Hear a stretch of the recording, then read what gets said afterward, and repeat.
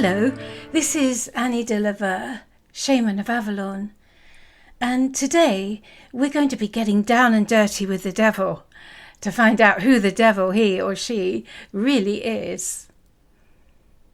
My late mother had a saying, "Speak the truth and shame the devil." I expect yours might have too. Well, here I will be speaking the truth, but in sympathy for the devil. I sometimes think that the devil must be the most fervent Christian of all, for existential reasons. Without Christianity and its Bible, he wouldn't exist. Well, not as a personification of evil that he is portrayed as today, anyway. Sadly, this actor that trod the boards of the ancient mystery plays has been completely bent out of shape to inhabit the stage costume of a pantomime villain that the Romans and even their descendants today still employ to keep us all in line. However, with Christianity now on the wane and onward Christian soldiers no longer inspiring us to follow the beat of the drum of the masters of war, the globalist-leaning Club of Rome uses more political spectres to terrorise us, such as the mad evil Trump, the mad evil Putin, the mad evil Gaddafi, or the mad evil Saddam. It's funny how they're always mad and evil. They have to demonise someone, otherwise there is no one and nothing that we need protection from. Then they, by which I mean those who rule us, will face themselves an existential crisis. So when they fail to convince us about wicked Voldemorts threatening our very existence, then the science priesthood is tasked to come up with another bugaboo for us all to boo and hiss at. Proof that the world could end tomorrow and it will be all our fault if we don't stump up our carbon credits. But before going on to break down the mythological origins of the mad evil Satan and the mad evil Lucifer, and we're on the subject of demonization, can I just insert a quick word about this channel?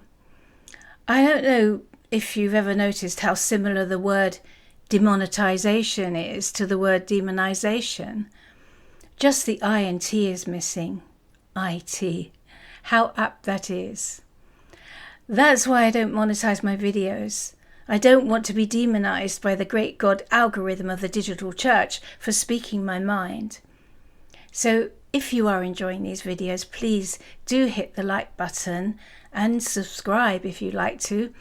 And if you want to go one further to support me with actual monetization, I have a Patreon account under the name of Shaman of Avalon, and I'll put a link to it in the description box below.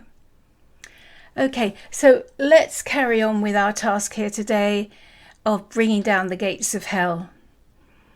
Going back to the time of the Roman Christian religion, which was a non-military occupation force for its huge empire, the mass of the common people had not a hope in hell of working out who the devil really was, because they were not even allowed to hear the stories of the Bible in their own tongue for them to make up their own minds. Yet, as serfs of the lords of the manors, they were forced to attend church every Sunday. Otherwise they would be ostracized and have no work and no means to feed their families. And so they had no choice but to suffer the secret priestly language of Latin masses and liturgies washing over their poor, incomprehending heads like so much hocus pocus. The persona of Satan, though, existed long before the myths of the Hebrews were written down and collated into the Bible in the 5th century. So in order to understand who he truly is, well, the devil is in the details of the mystery teachings about shamanism, astrology and astronomy, which can be found in the books of the Bible if you dig deep enough. And I'm going to be sharing with you a couple of examples here. But we don't need to understand those sciences in depth to appreciate the disservice that has been done to the memory of Satan. We just need to be aware of the astrological and astronomical symbols that pervaded mythological thought across the civilized world before the era of Christ, when the indigenous tribes were led by stargazing shamans. And in doing that, we will be able to reclaim the power that comes from the knowledge of our true selves, and that was stolen from us. Long before most people could read and write, a sort of picture language was transmitted throughout the collective subconscious of everyone in the world through stories that we call myths or legends or folk tales. The collective noun I have for them is the primordial carpet. It's a metaphor for a sort of philosophical tapestry that was the foundational basis of all the colourful woven rugs of the roaming storytellers, which they would spread out under the trees and sit on and wait for the people to come to hear them. They all told the same stories, woven into the same patterns, but with different local colours. The tales were full of magical merlins, brave heroes, fire-breathing dragons, evil ogres, romantic liaisons, and various daring do's, just as our moving pictures are today. But while the conscious minds of these folks were engaged with the exciting exploits being recounted by the storyteller, the subconscious mind was following another story, one in the deeper underlays. It was picking up underlying symbols and metaphors that spoke its language. Now, this is important because just because it's called the subconscious doesn't mean there's anything sub about its importance to our lives. There is nothing subordinate or subservient or sub to requirements about the subconscious. If you can imagine an iceberg sailing along in the Arctic Ocean, the 1/8 above the surface represents the conscious mind, while the 7/8 under the sea is actually what is guiding the course of the iceberg, like a self-guiding rudder, and that is the subconscious mind. This is the purpose of dreaming, to be in contact with the metaphorical messages, like that one, of the more primordial mind. It's a bit like a submarine, deep in the waters of the underworld, through which runs an eternally flowing, silver, poetic stream. This means that even today, our subconscious mind is informed by symbols and archetypes from a belief system of which our conscious mind no longer has any knowledge. But that doesn't prevent advertisers using them successfully in convincing us to buy a pile of stuff that we really don't need. I remember my first day working as a freelance copywriter in an advertising agency after I'd just left journalism. I was handed a book titled Understanding the 12 Mythological Archetypes, and I thought, aha, so this is how you do it. It was like being handed the key to the treasures of Aladdin's cave. So I'm now going to explain to you all about the archetypal origins of Satan. After that, we'll give Lucifer the same treatment. And so hold on to your hat, because I think you may be in for a few surprises. When Satan appears in the Old Testament, it is in the book of Numbers. He is presented as a Satan angel, supporting the work of God by obstructing the path of a man called Balaam. It is written that the Satan angel was acting on the behest of God, but as you probably already know, during the course of the many and varied rewritings and revisions of these stories to suit differing political purposes, and especially the move from polytheism to monotheism, the term the gods of the Greeks was transcribed by the Romans to the word God, thus causing a massive amount of confusion ever since. The anti-hero of this story, Balaam, is described in the Bible as a diviner and a prophet. But once you hear this story of Balaam and the ass, it will be obvious to you that he was a shaman, and especially as we know, the original Hebrew word for shaman was Baal Shem, which means master of the name.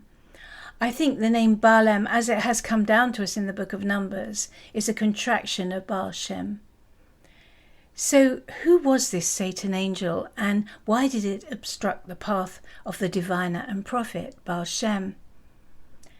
Well, we need to go back to the beginning of the story. It is set at the time when the children of Israel had completed their 40-year wander around the wilderness, and at the behest of Jehovah, they had already conquered the lands of two kings, Sihon, the king of the Amorites, and Og, the king of Bashan.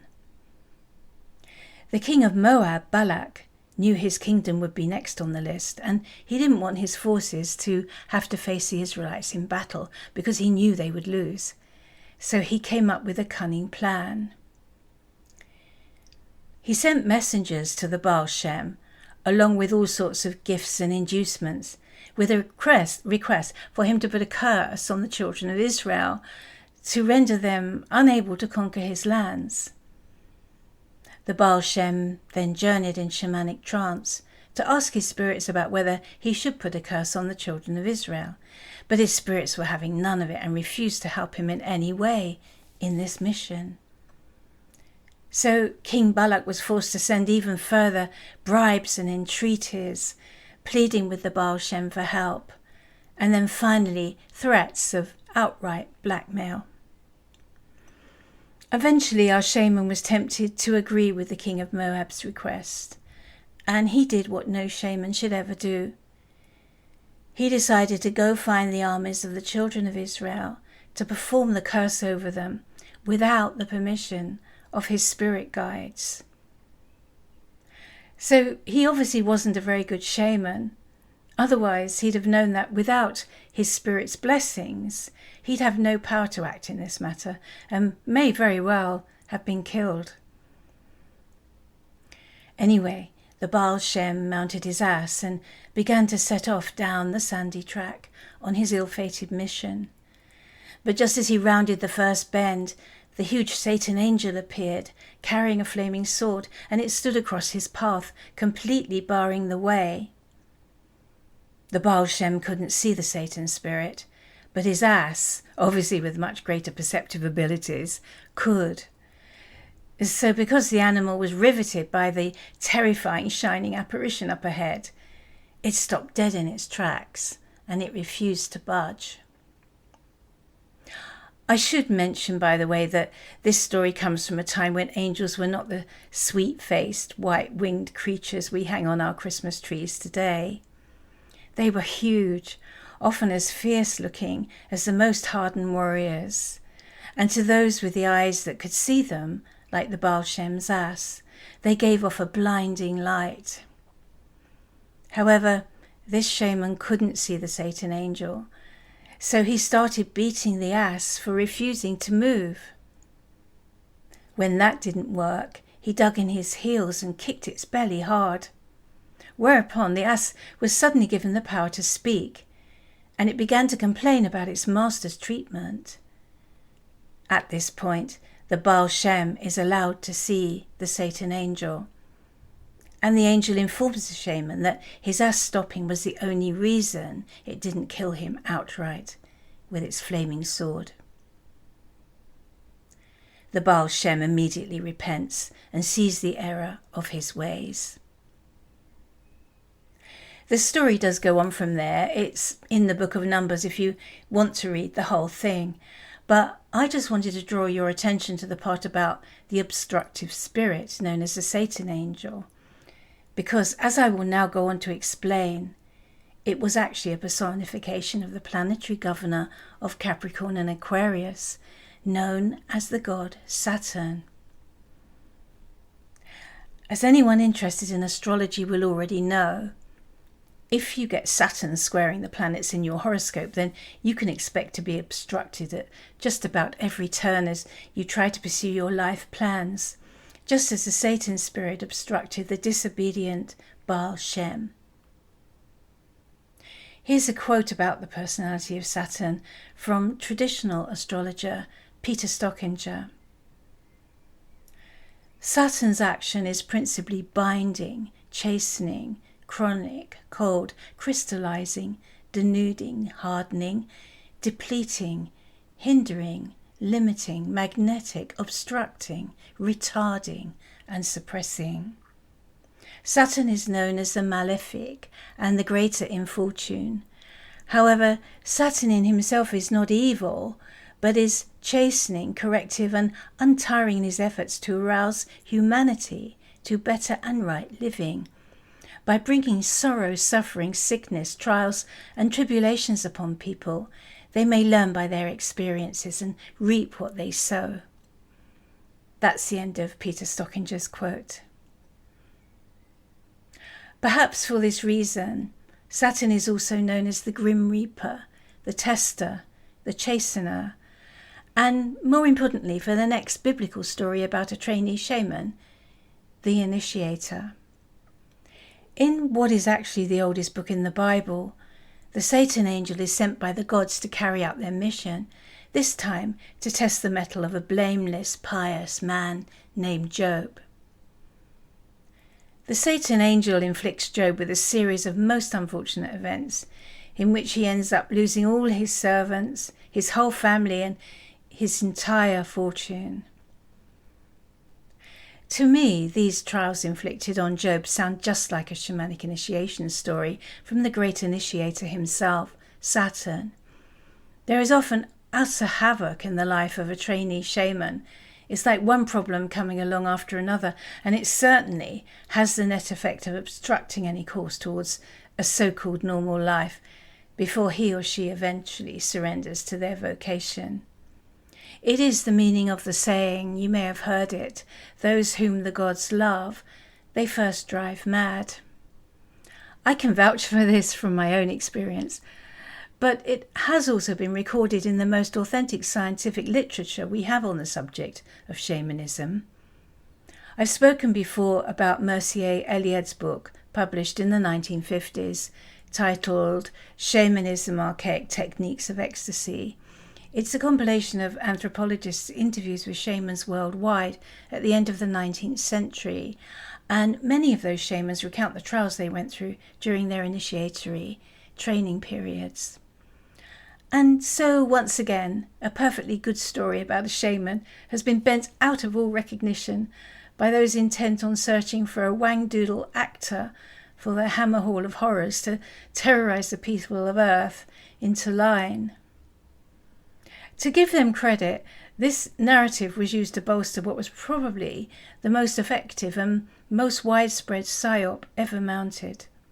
It lasted for more than 1,500 years across the whole Roman Empire, and mythologist Dorothy M. Murdoch dubbed it the greatest story ever sold. Anyway, so that's Satan. Now let's go on to deal with supervillain number 2, Lucifer, around whom there is much confusion. Whether deliberate or not, I don't know. I'll let you make up your own minds. But Lucifer is never depicted in the Bible as Satan, and wasn't ever considered at all malefic until he was turned into a kind of anti-hero about 350 years ago by John Milton in his poem Paradise Lost.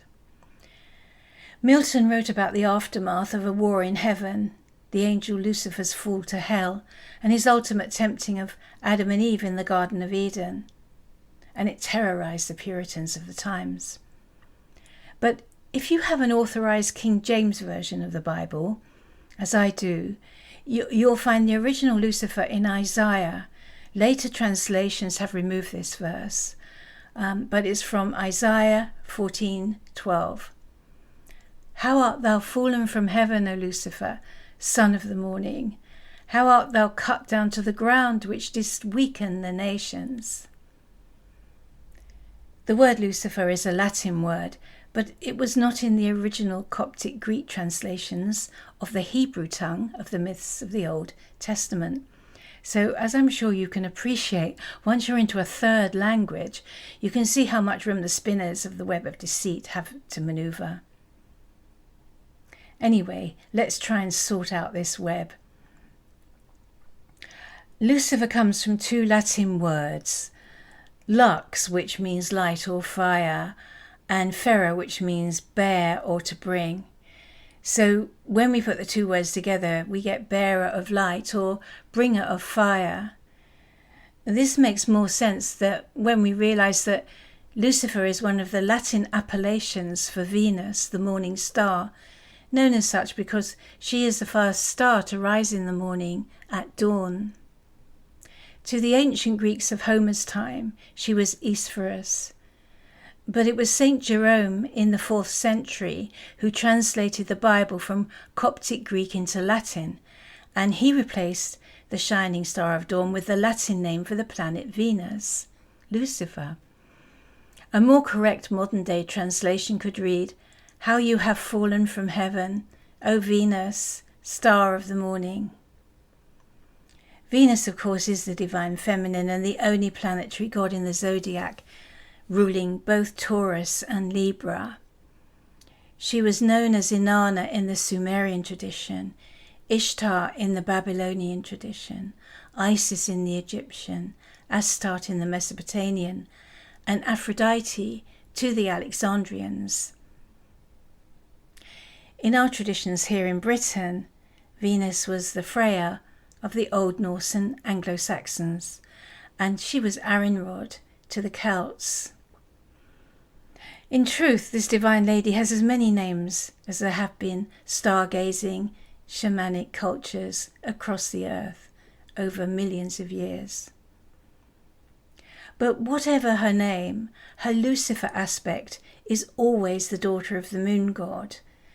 And I should add the fact that there are 3 important Marys in the New Testament tells us that the Romans based their heroine on the same lunar template. The 3 Marys who stood at the bottom of the cross in the 4 Gospels are Mary Magdalene, Mary Mother of Jesus, and Mary of Cleophas. So this triad of Marys mirrors the triple-faced moon goddess that we find in the Celtic tradition, in which the phases of the moon are represented by the maiden of the new moon, the mother of the pregnant full moon, and the crone of the dark moon. So in the New Testament story of the crucifixion, Mary Magdalene represents the maiden of the new moon, Mary Mother of Jesus represents the full pregnant moon, and the older Mary of Cleophas represents the dark moon, and altogether they are Lucifer.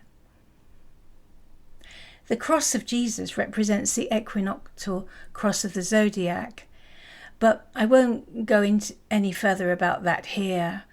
However, if you do want a deep dive into the mythological decoding of the stories of the Bible, including the crucifixion, it's all in my book, Stories in the Summerlands, in which I show how the esoteric mysteries of Celtic Christianity were encoded into the churches of Avalon. So this video was just to give you a quick skim through how the characters in the mystery plays, before they were demonized, usually represent the gods, the 7 planetary governors of the zodiac signs, but they get bent out of shape by differing political imperatives over time. I hope you found it useful, and if you have any thoughts or questions, please leave them in the comments below. You've been listening to me, Annie Dieu-Le-Veut. All my books are on Amazon, and if you'd like to support my work, I'm on Patreon as Shaman of Avalon.